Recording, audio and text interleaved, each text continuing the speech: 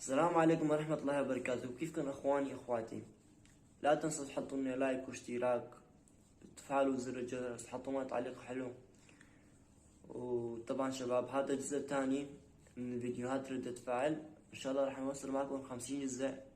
طبعا كل اسبوع فيديوهين من ردة فعل، يكفي فيديوهين لانه ما في مشاهدات كثيرة عليها. امبارح نزلت فيديو الجزء الاول، راح احط لكم رابط بالوصف.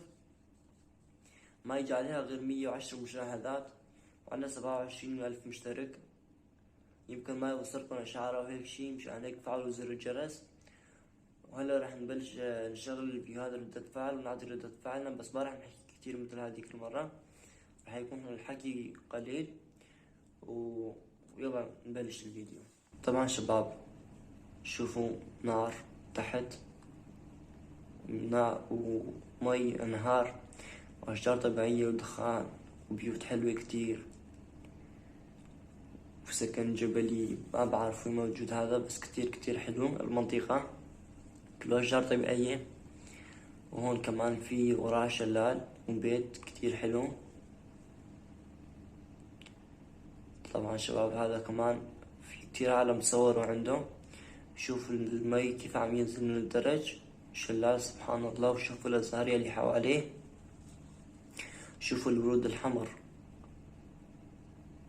شوفوا كمان في مسبح تحت، في حديقة وراها كتير حلو. هيك مكان يخلي يفتح نفس الواحد على الدنيا. شوفوا هالبحر ما شاء الله كتير حلو، وهالشلال ما شاء الله ما شاء الله كتير كتير حلو.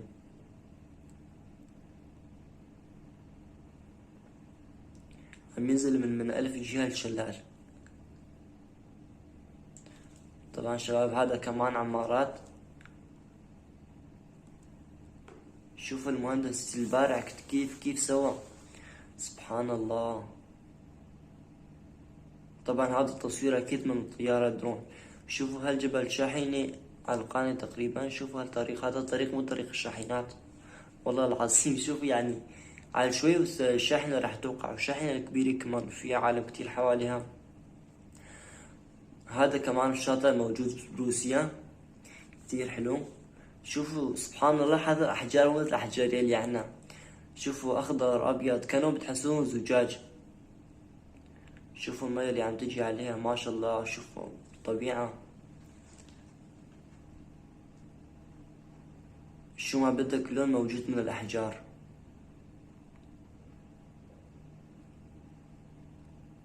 ما شاء الله.